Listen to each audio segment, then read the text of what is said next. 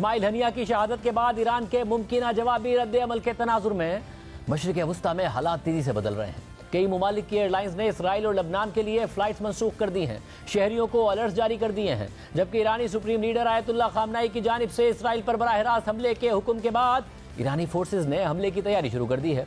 ईरानी मुसल्लह अफवाज के chief of staff major general Mohammad Hossein Bagheri ने इसराइल को धमकी देते हुए कहा है कि जवाबी हमले के तरीक़ाकार का जायजा लिया जा रहा है। इस्माइल हनिया के कत्ल पर इसराइल को पछताना पड़ेगा। अहम बात यह है कि जहां इसराइली हुकूमत किसी भी रद्द अमल के लिए तैयार होने का दावा कर रही है और अमेरिका ने ज़रूरत पड़ने पर इसराइल की मदद के लिए इजाफी ताकत मशरिक वस्ता भेजने का ऐलान कर दिया है और सदर बाइडेन का नेतन्याहू से राब्ता भी हुआ है, तो वहीं इसराइली हुकूमत और फोर्सेज ईरान और हिजबुल्लाह के किसी भी मुमकिन रद्द अमल से निमटने के लिए जंगी तैयारियां कर रहे हैं और शहरियों को गैर मामूली हिदायत भी जारी कर रहे हैं। CNN के मुताबिक इसराइली शहरियों को इंतजामिया की जानिब से बॉम्ब शेल्टर्स को साफ करने और इस्तेमाल के लिए तैयार करने की हिदायत जारी कर दी गई हैं। इंतजामिया ने शहरियों को बताया है कि अगर यरूशलेम हमले की जद में आता है तो इस सूरत में क्या करना चाहिए। इंतजामिया की जानिब से इन हिदायत पर मबनी एक फाइल तकसीम की गई है जिसमें उन पार्किंग लॉट्स की फहरिस्त दे दी गई है जिन्हें शेल्टर्स के तौर पर इस्तेमाल किया जा सकता है। साथ ही शहर में मौजूद बॉम्ब शेल्टर्स की फहरिस्त भी जारी कर दी गई है और हिदायत की गई है कि शहरियों को 90 सेकंड्स में मज़कूरा शेल्टर्स तक पहुंचने के लिए तैयार होना चाहिए। फाइल के मुताबिक शहरी 3 दिन तक के लिए पानी और खुराक का जखीरा रखें और अद्वियात के साथ साथ बैटरीज और फ्लैश लाइट्स खरीदें। इसराइली शहरियों से मजीद कहा गया है कि वो बिजली की गैर मामूली बंदिश के लिए तैयार रहें जो कई दिनों तक जारी रह सकती है। साथ ही शहरी कई दिनों तक बॉम्ब शेल्टर्स में रहने के लिए भी खुद को तैयार करें। CNN के मुताबिक इसराइल की एक सुपरमार्केट चेन का कहना है कि आम हालात के मुकाबले में हमारी सेल्स 30% बढ़ गई हैं, यानी शहरी किसी भी खतरे के पेश नज़र घरों में सामान जमा कर रहे हैं। इसके अलावा इसराइली मीडिया के मुताबिक इसराइल की नेशनल सिक्योरिटी काउंसिल ने ईरानी धमकियों के तनाजुर में अपने शहरियों को 40 ममालिक के सफ़र से गुरेज करने का कहा है और दुनिया भर में मौजूद इसराइली शहरियों को भी मोहतात रहने की हिदायत कर दी है और कहा है कि एहतियाती तदाबीर के तौर पर अपनी इसराइली शनाख्त जाहिर करने और इज्तिमाआत का इनेकाद करने से गुरेज करें, क्योंकि मुमकिन तौर पर ईरान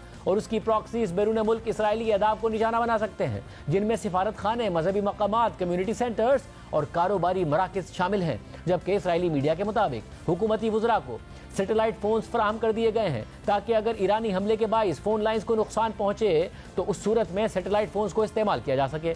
जबकि दूसरी तरफ इसराइली मीडिया ये दावा भी कर रहा है कि मुमकिन इसराइली हमलों के तनाजुर में हिजबुल्लाह अपनी क़यादत को जनूबी बैरूत में अपने मजबूत गढ़ से मुंतकिल कर रही है और फौजी साजो सामान भी वहाँ से दूसरी जगह पहुँचा दिया गया है। जबकि इस पूरी सूरत हाल पर कल इसराइली वज़ीर आज़म नेतन्याहू का अमरीकी सदर बाइडेन से टेलीफोनिक राब्ता हुआ है, जिसके बारे में बात करते हुए बाइडेन ने मीडिया को बताया कि इस्माइल हनिया के कत्ल से गजा में सीज़ फायर के इम्कानात को फ़ायदा नहीं हुआ और हमें इस सूरत हाल पर बहुत तशवीश है। जबकि इस फ़ोन कॉल के दौरान बाइडेन ने एक दफ़ा फिर इसराइली वज़ीर आज़म नेतन्याहू को यकीन दिलाया कि ईरान के किसी भी हमले की सूरत में अमरीका इसराइल की मदद करेगा। सिर्फ यही नहीं, व्हाइट हाउस के national security adviser John Kirby ने CNN से बात करते हुए कहा है कि हमने ईरान के सुप्रीम लीडर को वाज़ेह तौर पर सुना है कि वो तेहरान में हमास के लीडर के कत्ल का बदला लेने का इरादा रखते हैं और वो इसराइल पर एक और हमला करना चाहते हैं, लेकिन हमें इस बात को यकीनी बनाना होगा कि हमारे पास इससे निमटने के लिए खित्ते में सही वसाइल और सलाहियतें हैं।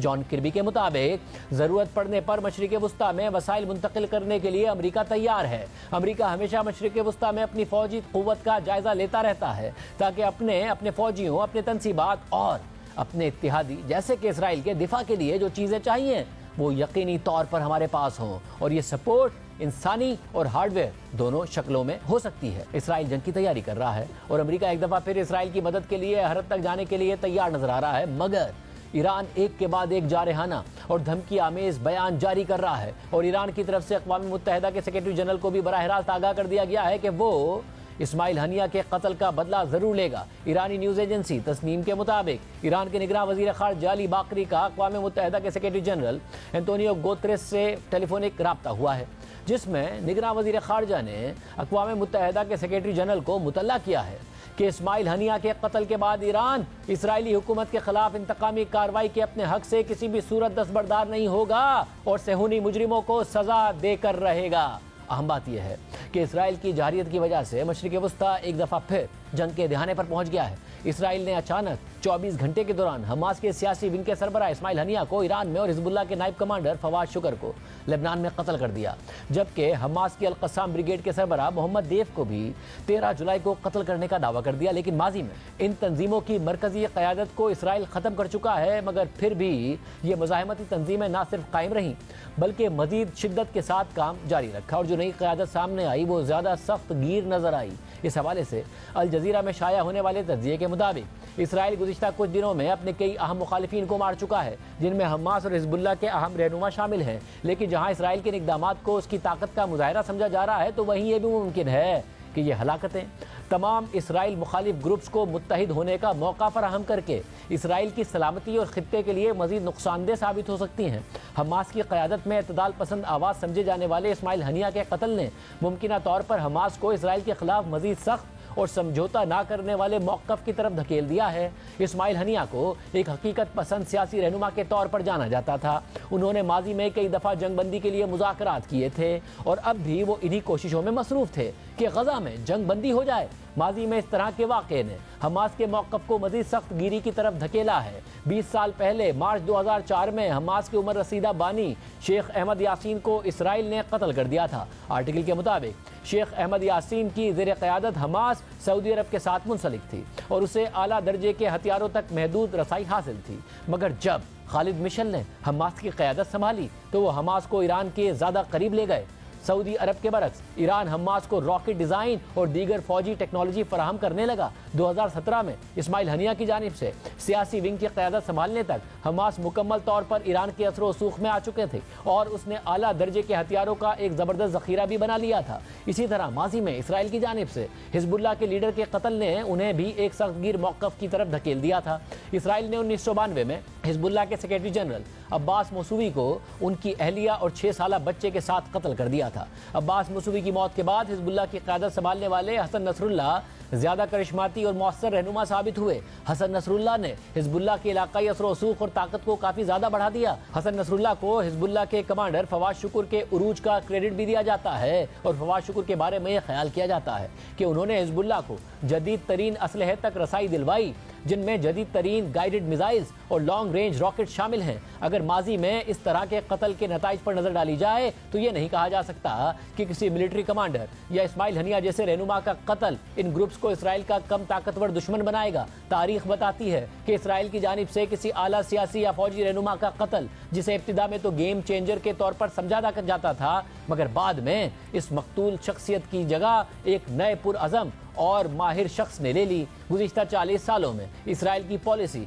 कत्लो गरत गरी पर ही मुनहसिर रही है और यह हिकमत अमली अक्सर नाकाम ही साबित हुई है। ख़ास तौर पर हिजबुल्लाह के रहनुमा अब्बास मौसूवी के कत्ल को इसराइल की गलत हिकमत अमली तस्वुर किया जाता है। अब्बास मौसूवी की ज़ेर क़यादत हिजबुल्लाह एक छोटी मलेशिया हुआ करती थी। इसका सबसे ताकतवर हथियार खुदकुश हमले हुआ करते थे और हिजबुल्लाह लेबनान से इसराइली फ़ौज पर मौसर हमले नहीं कर सकती थी। लेकिन जब हसन नसरुल्लाह ने क़यादत संभाली तो उन्होंने फवाद शुक्र की सरबराही में जनूबी लेबनान से इसराइली फोर्सेस पर रॉकेट और गोरीला हमले करने शुरू कर दिए और फवाद शुक्र के हमलों ने सन 2000 में इसराइल को लेबनान छोड़ने पर मजबूर कर दिया था, जो इसराइल की किसी भी अरब फौजी क़ुव्वत के खिलाफ पहली शिकस्त थी। लेकिन इसके बावजूद इसराइल ने अपनी गलती से सबक नहीं सीखा और 2003 में हमास के बानी शेख अहमद यासीन और उस वक्त उनके असिस्टेंट इस्माइल हनिया को मारने की कोशिश की, मगर वो दोनों इसराइल के फ़िज़ाई हमले में बच गए थे। लेकिन इसके 1 साल बाद इसराइल शेख अहमद यासीन को कत्ल करने में कामयाब हो गया और नतीजे में खालिद मिशल उभर कर सामने आए और वो हमास का ईरान के साथ इत्तेहाद बनाने में कामयाब हो गए, जो इसराइल के लिए तबाहकुन साबित हुआ। अब भी तारीख अपने आप को दोहराएगी। इस्माइल हनिया की मौत के बाद खालिद मिशल मुतवक्के तौर पर दोबारा हमास के सियासी विंग की सरबराही करेंगे और वो इसराइल से मुज़ाकरात पर इस्माइल हनिया की निस्बत कम राजी होंगे। इसी तरह इस्माइल हनिया का तेहरान में कत्ल करके इसराइल ने ईरान को इसराइल पर जवाबी हमले के लिए मजीद उकसाया है, क्योंकि माजी के मुकाबले में इसराइल ने तेहरान में एक हाई प्रोफाइल मेहमान को कत्ल करके ईरान की खुद मुख्तारी की खुली तौहीन की है। और इस हमले ने यह बात भी वाज़ेह की है कि इसराइल ईरान के अंदर उसके जौहरी तनसीबात को भी निशाना बनाने की सलाहियत रखता है, जिससे ईरान पर लाजिम हो गया है कि वो अपनी खुद मुख्तारी को बहाल करे। इसराइल ने हाई प्रोफाइल कत्ल के जरिए एक अलामती फतह तो हासिल कर ली है, मगर उसके साथ साथ उसने अपने सख्त तरीन मुखालिफिन को मजीद सख्त पोजीशन संभालने पर भी मजबूर कर दिया है, जिससे खित्ते में वसी जंग का खदशा है। इस्माइल हनिया को آج قطر کے دارالحکومت دوحہ کے شاہی قبرستان میں سپرد خاک کر دیا گیا۔ اس موقع پر غزہ میں حماس کے نائب سربراہ خلیل حیا سمیت دیگر قیادت بھی موجود تھی۔ خلیل حیا کو اسماعیل ہنیہ کی شہادت کے بعد ان کے ممکنہ جانشینوں میں سے ایک کے طور پر دیکھا جا رہا ہے۔ الجزیرہ کے مطابق جنازے میں خلیل حیا نے اسماعیل ہنیہ کے رشتہ داروں سے کہا کہ انہیں یقین ہے کہ اسماعیل ہنیہ کا خون فتح، وقار اور آزادی لائے گا۔ صرف یہی نہیں کہ لبنان میں حزب اللہ کے نائب کمانڈر فواد شکر کی بھی تدفین کر دی گئی تھی۔ اور اس دوران خطاب کرتے ہوئے حزب اللہ کے سربراہ حسن نصر اللہ نے اسرائیل کو دھمکی دیتے ہوئے کہا کہ تھوڑا ہنس لو کیونکہ اب تم بہت زیادہ رونے والے ہو۔ تمہیں معلوم نہیں ہے کہ تم نے کون سی سرخ لکیر پار کر دی ہے۔ یہ محاذ اب ایک نئے فیز میں داخل ہو چکا ہے اور یہ ماضی سے مختلف ہے۔ افرح واضحكوا قليلا اضحكوا. Laugh a little because you will cry a lot. لأن أنتم ما عرفتوا. You don't know what red lines you have crossed. You don't know what kind of an aggression you carried out and where you took this conflict. That is why you should know all the fronts have entered a new phase different from the past. حزب اللہ نے کل اسرائیل پر متعدد rockets fire کیے تھے مگر اسرائیلی media کے مطابق کوئی جانی نقصان نہیں ہوا اور زیادہ تر راکٹس کو ہوا میں ہی ناکارہ بنا دیا گیا جبکہ چند ایک آبادی سے دور علاقوں پر جا گرے۔